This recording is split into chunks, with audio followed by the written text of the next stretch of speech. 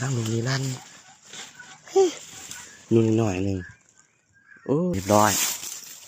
โอ้ตัวใหญ่ตัวนี้วันนี้หาสิพาทุกคนไปใส่กับหนูกันคือเก่าทุกคนเนาะไปเบิ่งกันเลยว่ามันสิเป็นจะได้เนาะคนให้หนูมันเอาเขาไปเนาะคู่มันพาด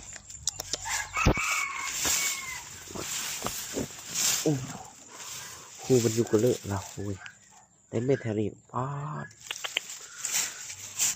ขี้หนูหรือขี้อ่อนมังร้อน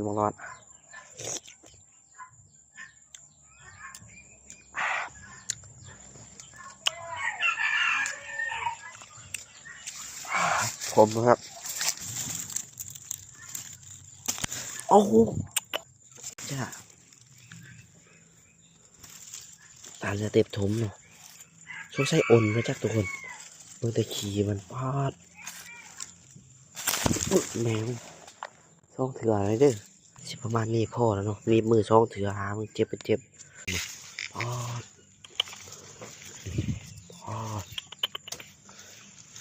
ช่องก็สิประมาณนี้เนาะทุกคนเนาะทุกคนปาดโอ้ยมันโอ้ยทางมันมาความไม่เขาจะใส่อยู่นี่เนาะอันนี้กลางแล้วเป็นทีเรียบร้อยแล้วเนาะกาเพราใส่ไปประมาณ10ล้างเนาะทุกคนเนาะมารุ่นนำกันว่าเมื่ออื่นสิได้เด้อว่าทุกคนตอนนี้ก็แจงเป็นทีเรียบร้อยเนาะเขาสิไปย้ำกลับกันนะทุกคนเนาะไปเบิ่งครับว่ามันสิมันเด้อบ่ไปเบิ่งกันเลยทุกคนมานี่ก็น้ำดีแท้ๆเนาะอ้าวโบราณครับทุกคนโบมานจ้ะนางโบมาน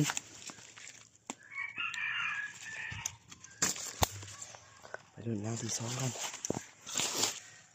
กลับหายเอ้ามันปีนเงินเฉยทุกคนเอ้า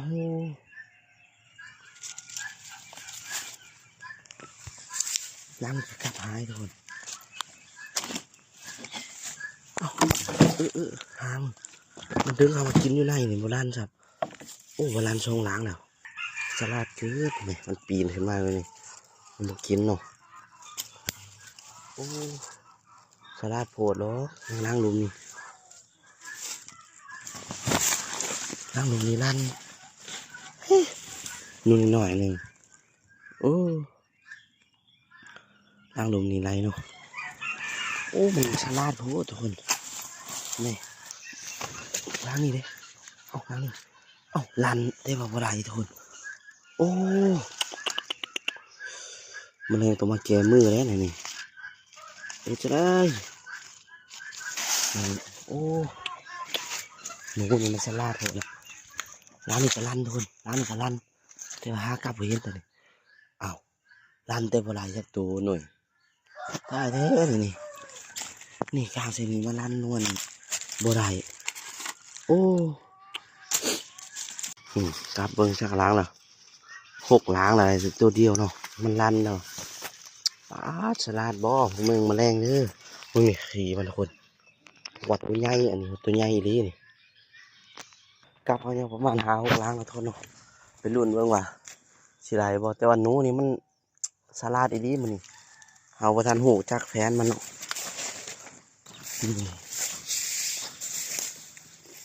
นี่เรียบร้อยอีกตัวหนึ่งเรียบร้อยแต่ว่าหนูเป็นใหญ่ไปไหนเนาะ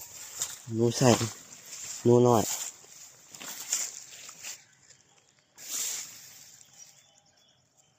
โอ้ตัวใหญ่ตัวนี้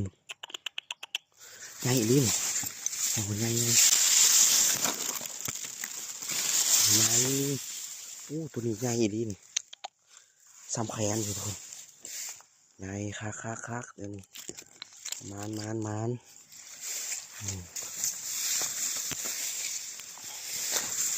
เอากลางให้ใส่ยังไงมันเอาล้างนี่กระพายทุกคนกระพาย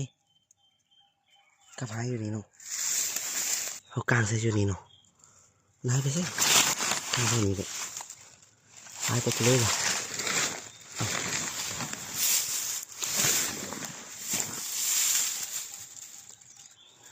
เอาแล้ว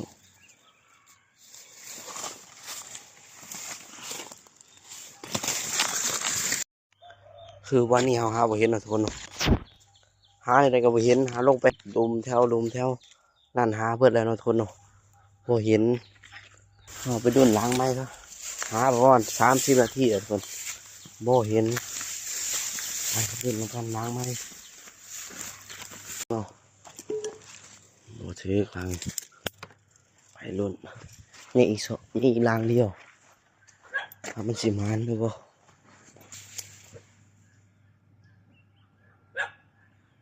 เรียบร้อยทุกคนเรียบร้อยตัวนึงนี่เห็นไหมนี่ก็คือผลงานที่เอาอะไรเนาะ1 ตัว